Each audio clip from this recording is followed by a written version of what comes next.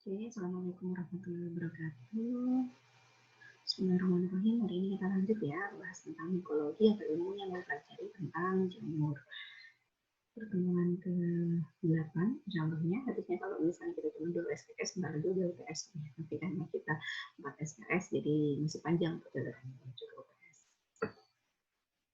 Kita bahas dari pengertiannya dulu. Mikologi merupakan bahasa Yunani yang berarti mix, yang berarti cendawan atau jamur, sama logos yang berarti ilmu. Jadi mikologi merupakan ilmu yang mempelajari tentang cendawan atau jamur. Dalam bahasa Inggris, jamur disebut juga fungi atau fungus. Jadi kalau kalian misalnya baca referensi ada kalimat cendawan, fungi, jamur, itu sebenarnya mereka mengacu ke satu hal yang sama, yaitu jamur.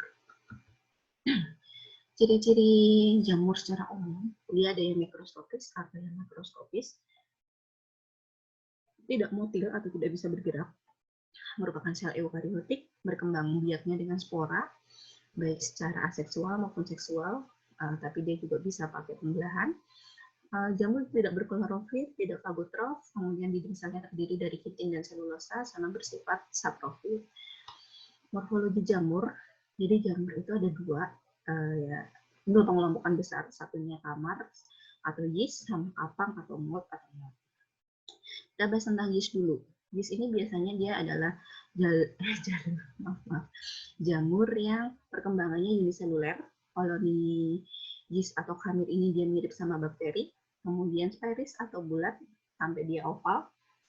Ini ya gambar. Diameternya bisa 3-15 mikrometer. Kemudian reproduksi umumnya dengan budding atau pembentukan tunas. Walaupun beberapa ada yeast yang pembelahan biner. Kemudian kita bahas tentang kapang atau mold Kalau yeast tadi uniselular, kalau kapang ini multiselular.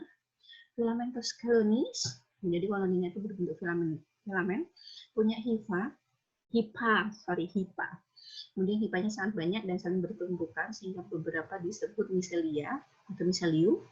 Hipanya ini ada dua jenis, ada septat sama aseptat. Struktur sel dari jamur sendiri terdiri dari dinding sel, membran sel, inti, sitoplasma, ribosom, vakuola, badan Golgi, RE, mitokondria, sama organel yang lain. Kalau kita lihat nih, struktur sel dari jamur sama bakteri, mereka ini kan hampir sama ya, punya kayak organel-organel sel. Nah, beda sama virus. Virus biasanya intinya dia adalah cuma punya materi genetik atau RNA yang paling penting. Semuanya ini, kalau misalnya di virus, dia bisa punyanya kalau dia sudah nempel di host atau sel inang. Klasifikasi jamur ini berdasarkan pengklasifikasiannya. Kalau dari cara reproduksi secara generatif ada sidomikota, deuteromikota, asomikota, sama basidiomikota. Berdasarkan suhu, jamur ada yang termofil, mesofil, sama sikrofil. Berdasarkan pH, bisa basofil, asidofil, sama nitrofil. Berdasarkan oksigen, aerob, fakultatif anaerob, sama anaerob. Kemudian habitat ada serofil, osmofil, halofil, koprofil, sama entomofil. Berdasarkan morfologi ada yeast atau kamir tadi, sama kapang, sama cendawan. Cuman cendawan ini biasanya jarang. Cendawan ini juga mengacu ke jamur secara umum, jadi morfologinya cuma yeast sama kapang. Klasifikasi fungi patogen for human. Kalimat saya udah mulai campur-campur nih. Di sini maksudnya adalah klasifikasi jamur patogen pada manusia. Jadi kalau kita mengklasifikasikan patogenisitas atau jamur-jamur yang patogen atau jamur yang menyebabkan penyakit pada manusia, itu berdasarkan site of infection atau sisi di mana dia menginfeksi. Ada 4. Yang pertama adalah di bagian superficial atau kutan, kemudian di bagian subkutan. Nah, 2 ini biasanya hubungannya di kulit ya. Kalau kalian masih ingat anatominya kulit, mikosis ini adalah infeksi yang disebabkan oleh jamur. Jadi mikosis ini adalah penyakit infeksinya.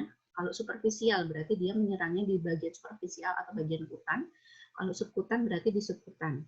Kemudian di sistemik ini berarti dia menyerangnya di sistem peredaran darah langsung.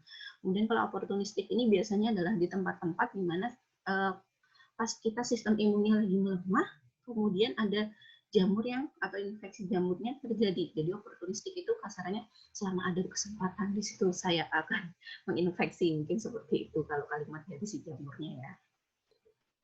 Nah, pemeriksaan infeksi jamur bisa secara makroskopis atau mikroskopis. Kalau makroskopis tentu kalau misalnya jamurnya ukurannya besar ya, kita lihat langsung bentuk dan ciri-ciri koloni fungi pada media. Kemudian secara mikroskopis itu dari penderita dan dari hasil kultur atau biakan. Jadi misalnya kita langsung ambil sampel dari penderitanya, kalau misalnya kayak kamu pada skurat, ada satu kurat gitu kan, kita bisa lihat langsung dari penderitanya. Kemudian jamur makro dan jamur mikro. Jamur makroskopis adalah jamur yang berukuran besar, tidak selalu berdaging, tidak selalu dapat dimakan.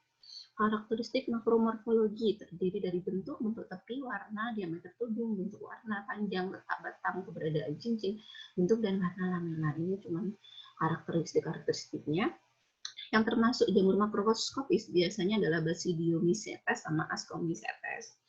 Kemudian ada jamur mikroskopis. Biasanya ukurannya lebih kecil, jadi bisa dilihat cuma dengan mikroskop. Karakter mikromorfologinya dari bentuk, ukuran hifa. Hifa berarti dia apang ya, bentuk dan ukuran spora sama bentuk dan ukuran sistidium. Yang termasuk mikroskopis golongan Zygomicota sama Ascomycota. Kemudian jenis-jenis penyakit yang disebabkan oleh jamur atau fungi. Ada fungus alergi, ada mycotoxikosis atau mycetimus, kemudian ada mikosis. Kalau mikosis ini dia biasanya infeksi jamur secara umum. Kalau mycotoxikosis adalah jadi yang menyebabkan penyakitnya adalah toksin atau racun yang dihasilkan oleh si jamur itu sendiri. Oke, mungkin dari saya penjelasannya itu dulu. Nanti di akhir sesi diskusi kita akan ada post test. Ini cuma tema-temanya aja, cuman sudah saya ganti lagi, soalnya bukan esai tapi kalian ya enggak. Itu penjelasan dari saya. Untuk kurang dan lebihnya saya mohon maaf. Nah, bisa kita lanjut kekurangan sama ketidakjelasan dari penjelasan saya nanti di diskusi ya. Oke, silahkan kita mulai diskusinya. Saya akhiri dulu penjelasannya. Wassalamualaikum warahmatullahi wabarakatuh.